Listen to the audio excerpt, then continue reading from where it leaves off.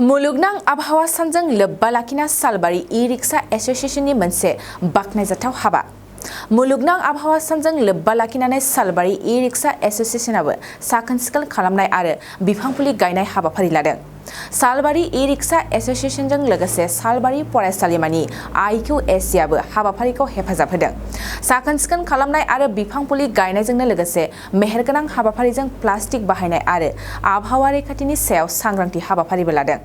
हाबाफारियावनो आलासि महरै बाहागो लायो सालबारि फरायसालिमानि गोरायुं डक्टर जगत चन्द्र बसुमतारी, लेङाइ गोरायुं डक्टर दुलेन बसुमतारी, बिबुंगोरा मन्टु बर' आरो ओनसोलनि गुनगोनां सुबुंफ्रा। प्रथमते সাংবাদিক কর্মীসকললৈ মই ধন্যবাদ জনাইছোঁ আমাৰ এছ'চিয়েশ্যনৰ পৰা। আমি এইবাৰ আমাৰ ৰূপহী সালবাৰী এছ'চিয়েশ্যনৰ ই-ৰিক্সা এছ'চিয়েশ্যনৰ আমাৰ এইটো এইবাৰ প্ৰথম কাৰ্যসূচী লৈছোঁ। আমি আগলৈকেও এনেকুৱা কাৰ্যসূচী আমাৰ এছ'চিয়েশ্যনৰ তৰফৰ পৰা ৰাখি যাম বুলি আমি চিন্তা চৰ্চা কৰি আছোঁ। আজি কি কাৰ্যসূচী? আজি আমাৰ স্বচ্ছ ভাৰত অভিযান আছে আৰু গছপুলি ৰোপণ কাৰ্যসূচী আছে। আমাৰ মোটামুটি ধৰক 300 পৰা 350 আছে। আচলতে যিসকল সদস্য আছে আমাৰ এছ'চিয়েশ্যনৰ গোটেই সদস্যখিনিৰ আমি একমত আছোঁ। সকলোৰে এটা আমাৰ উৎসাহ আকাংক্ষা আছে, যি গতিকে আমি পলিউশ্যন নোহোৱা এখন মানে ৰিক্সা চলাই খাই আছোঁ, পৰিয়ালটো পোহপাৰ কৰি আছোঁ। গতিকে আমি অকল ৰিক্সাখন চলাই নাথাকি আমি অকণমান পৰিৱেশৰ কথাও চিন্তা কৰিম বুলি আমি এই পদক্ষেপটো হাতত লৈছোঁ। নিশ্চয় এইটোতো একদম 100% এইটো যামে। আমাৰ ই-ৰিক্সা এছ'চিয়েশ্যনটো বৰ্তমান আমাৰ ৰেজিষ্টাৰ হোৱা নাই, এই 2-1 দিনৰ ৰেজিষ্টাৰটো হ'ব। যেনে ডেভেলপমেণ্ট স্কিল ডেভেলপমেণ্টৰ বিষয়ে লিখা আছে, তাৰপিছত কিছুমান তাৰমানে গৰীব মানুহক সহায় কৰাৰ এনেকুৱা কিছুমান কথা লিখা আছে। গতিকে আমি যিমানখিনি পাৰোঁ সিমানখিনি তাৰমানে পালন কৰিবলৈ চেষ্টা কৰিম।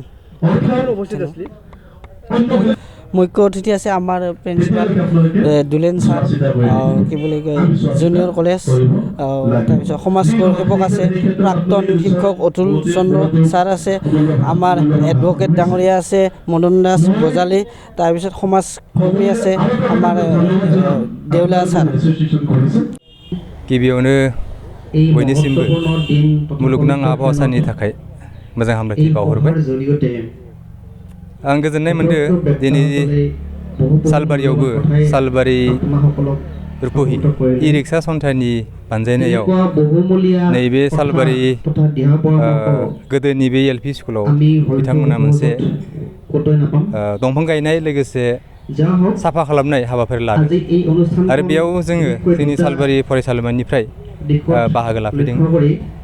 जोङो देग्लायनि मुलुगनां आबहावा सान थामहिनबा वर्ल्ड एनभायरनमेन्ट डेनि जा थिम बिट प्लास्टिक पलिउसन बेनि सायाव जोङो मोनसे एवारनेस केम्पेइन खालामफैदों आरो बेयाव जोङो बिथांमोननि जा बाहागो लानाय बे बाहागो लानायखौ नुनानै जेबो जों गोजोननाय मोनदों। बिथांमोनाबो बुहुमनि गोरों गोराफोर बायदि जोंनि आबहावाखौ रैखा होनाय बे खामानियाव मैखोमै आखाइ होदो।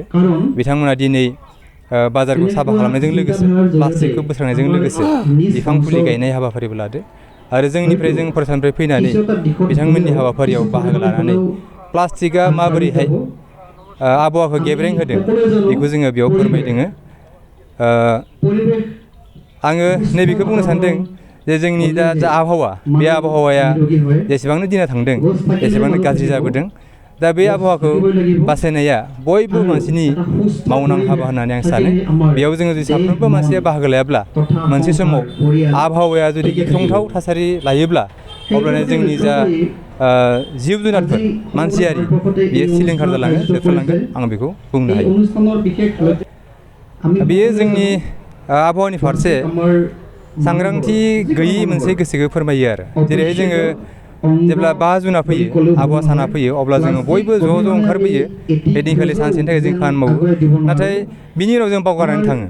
बै बावगारनायनि जाहोनावनो जों बिफां गायनायखौ जे फोथांनानै लाखिनांगौ, बेखौ फेदेरनांगौ, फोलावनांगौ, बेखौ जों बावलाङो आरो बै आबहावानि फारसे थार मोनसे मोन्दांथि गैयिनि थाखाय बेखौ जों जादों होनना सानो। अदेबानि जों हास्थायगोन दिनैयो जे बेबायदि बिफां गायोब्ला बे बिफाङा जाहाथे देरनायसिम मानसिफोरा जोथोन लायो, आं बेखौ खावलायगोन आरो फांसे बिफां गायोबाथाय जोङो बै बिफांखौ फोथांनायनि थाखाय सासे मानसि बेयाव खमब्लाबो मुखुब जाना थानांगौ आरो नङाब्ला जायनि सिगाङाव बै दंफांखौ गायो बै फुलिखौ गायो बै फुलिनि मोखाङाव थानाय बाजारावबाथाय बे बाजारनि बिफाङाव गायनायनि मोखांनि दखाननि बा सोरनिबा न'खराव जुदि गायोब्ला मोखाङाव गायोब्ला बे न'खरनि जा मानसिफोर बे मानसिफोरा जुदि बिबानखौ लायोब्ला अब्लानिया बे बिफां फुलिफोरा थांनानै थागोन आरो आबहावायाव जानाय जा गेब्रेंनाय बे गेब्रेंनायखौ एसेबाबो खम खालामगोन होननानै जों बुंनो हायो।